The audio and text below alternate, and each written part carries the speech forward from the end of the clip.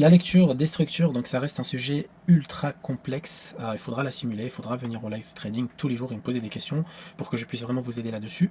Donc n'hésitez pas à venir en parler dans les lives tous les jours, 15h30, 15h15, un truc comme ça, je me connecte jusqu'à 17h.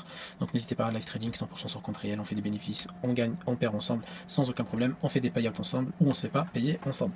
Donc ici, le marché en fait va nous créer des structures, d'accord. Et en fait ce que j'appelle des structures, c'est pas tout simplement une théorie de dos, un truc comme ça, vous voyez, à l'ancienne. Donc c'est pas ça, c'est pas forcément ça. Moi ce que j'appelle une structure, c'est quand le marché crée un plus haut, puis en fait revient, puis casse le plus haut, d'accord. Quand le marché casse le plus haut et se redresse de cette façon, ça va être intéressant. Mais si le marché casse maintenant le dernier plus bas, en sachant qu'il a fait un nouveau plus haut, et ben il peut se redresser, ok. Tout simplement en fait ces structures-là, elles vont être liées à ce qu'on appelle euh, à la psycho des intervenants, d'accord. C'est la psychologie de marché qu'on va lire en temps réel, et c'est ça qui va nous intéresser. En fait, c'est pour ça que la stratégie elle est ultra efficace, hein. Donc je vous cache pas, aujourd'hui, j'ai fait une journée à peu près à plus de 600 $, donc c'est ce qui est vraiment pas mal. Donc ça fait une semaine que j'ai pas tradé. Alors, j'ai pas tradé, si j'ai tradé un tout petit peu juste parce que je voulais me faire un petit payout, je vous montre ça. Donc là, j'ai fait une demande de payout sur ce compte-là, 26 877, d'accord. Et sur d'autres comptes, donc je continue à trader aujourd'hui et j'ai fait plus de, voilà, plus de 600 $ sans aucun problème, tout en respectant bien sûr ma stratégie de structure.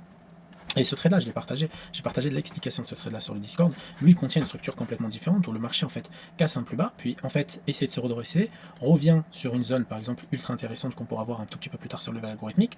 Et là en fait le marché crée une nouvelle extension. Et moi j'ai pris ici. Ok. C'est-à-dire qu'aujourd'hui on va voir la structure de base et plus tard, vraiment. Après la formation de base, on rentrera dans une formation beaucoup plus poussée avec ce qu'on appelle des setups de trading. Et là, on verra des choses assez complexes, mais assez simples à lire avec le temps. Quand vous avez l'habitude de voir ce genre de structure, vous allez voir que statistiquement, vous allez vous dire ce trade peut passer. Et c'est là que vous allez gagner réellement de l'argent, et c'est là que vous allez faire vraiment des payouts. D'accord. Donc, ici, la structure de base, donc, qui est ici par exemple, ça c'est intéressant. Parce que comme on l'a dit, c'est la psycho des marchés. D'accord. Donc, le marché, à chaque fois qu'il fait une nouvelle extension qui casse un dernier plus bas, ok, il va vouloir retracer. Mais à quel moment? C'est ça la question. À quel moment le marché va retracer? Comment détecter ce moment-là? Et c'est ça qu'on ne vous apprend pas, parce que la plupart des formations payantes ou gratuites sur YouTube, c'est plein de théories. Oui, alors vous faites ça, et quand le marché il arrive là, bah, vous vendez. Mais comment? Et où? Et pourquoi je vends là? Dans quel contexte? Et c'est ça qu'on va essayer d'apprendre à lire tout au long de cette formation-là. Donc aujourd'hui, on peut voir sur le graphique que ici ça s'est retourné et ici ça s'est retourné à l'achat. D'accord.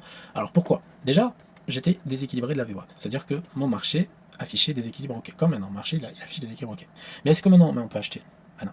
Pourquoi? Parce qu'en fait on n'a pas de réelle structure en construction. Pourquoi? Parce que le marché casse des plus hauts, qui sont là, vient chercher une zone d'équilibre, OK, les deux VWAP ici, puis accumule et puis casse vers le bas.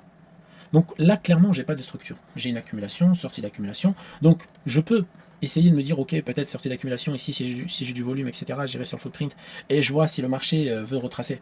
Ok, je peux faire un truc comme ça rapidement. Regardez, je vous montre. Ok, ici, il y avait par exemple une inversion de delta, donc une delta transition, ce qu'on peut appeler. Ici, on a un rebond sur le déséquilibre et la zone d'achat qui s'est affichée grâce à footprint à go. Je peux avoir une accélération. Ici, il y a une absorption. Regardez, moins 25 avec une bougie plutôt verte et ce qu'on appelle ici une petite mèche. Ok.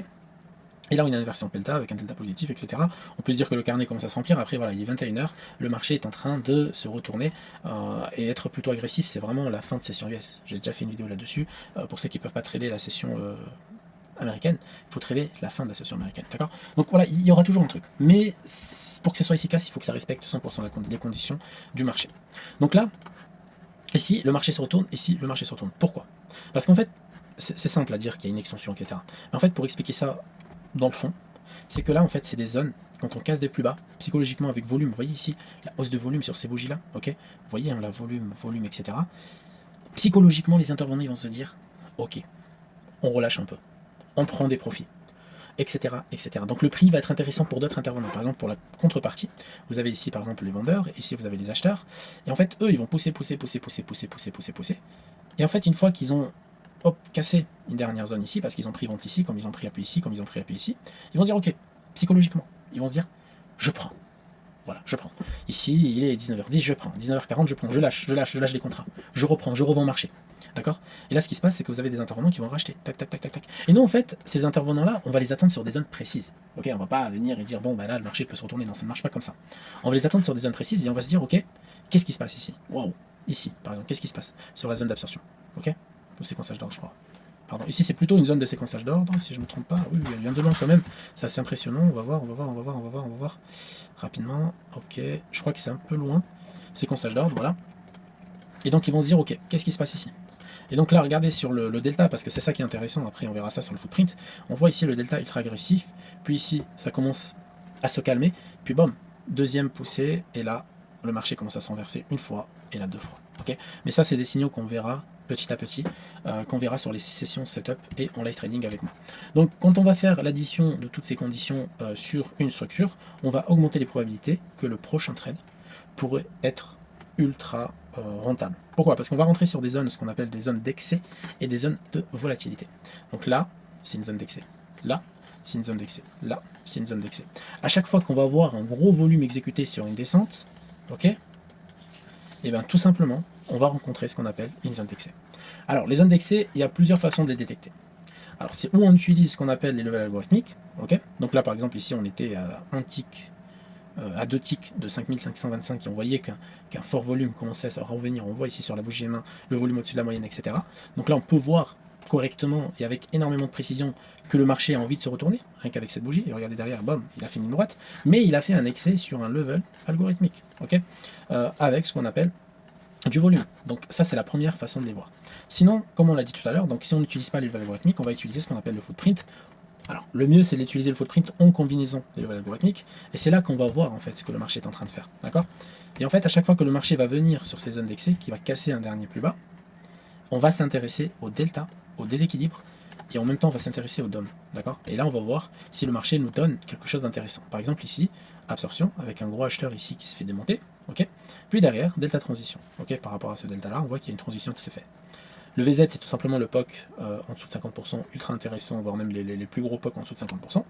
Puis ici, une autre poussée, etc., etc. Donc on verra pas mal de choses, en fait, qui vont nous donner des signaux ultra intéressants pour entrer en position. C'est pour ça que tout se lie, en fait. On ne peut pas se dire, d'accord, ici, il y a une bougie, j'achète. Non, ça ne marche pas comme ça. Il faut aller plus loin, il faut creuser, il faut que ça soit simple, d'accord? Pour pouvoir faire un profit similaire et demander des payouts, il faut que ça soit simple. Et il faut que ça soit clair pour tout le monde.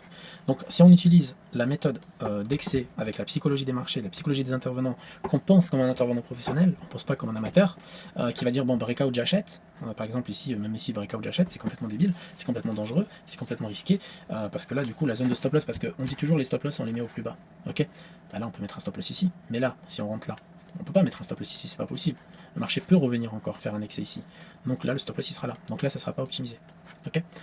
Donc voilà, pour revenir rapidement, aujourd'hui j'ai fait un petit trade qui va respecter à peu près la même condition. Alors ici, on a un plus haut cassé ici, donc ça c'est la deuxième structure qu'on verra un peu plus tard, et ici on a une cassure de plus bas, voilà. Donc le marché, grosse accumulation, ok, pendant la session US, le marché fait un pullback sur cette accumulation, donc en soit le marché, je n'ai pas tradé cette position parce que j'étais pas devant les écrans, par contre ça là je devais venir. Je devais venir parce que ça c'est la deuxième partie en fait que j'aimerais bien vous montrer, c'est un truc comme ça, voilà. C'est un truc comme ça. Et en fait, ici, il y a quelque chose qui fait qu'on peut se positionner. Mais ici, il y avait les levels algorithmiques. Regardez, le marché prend appui 2 fois dessus. D'accord. Et en plus de ça, il y avait une zone de volume assez intéressante. Déjà, le volume ici, puis le volume exécuté ici, etc., etc. Et en plus, sur le footprint, on avait des choses très intéressantes. Donc, rapidement, je vais vous montrer sur Discord. Voilà, ici, j'avais préparé. Attendez. Alors, voilà. Donc, vous voyez, la structure ici, elle était assez simple. Donc, cassure du plus bas avec un nouveau plus bas. Donc, de ce plus bas avec un nouveau plus bas. On fait un nouveau plus haut, mais un nouveau plus haut, en fait, on retourne à l'équilibre. C'est ça qui est intéressant, c'est que on n'a pas la même structure que... Je peux vous montrer rapidement. Hop. Vous voyez ici, par exemple, on n'a pas un pullback à partir de la VWAP.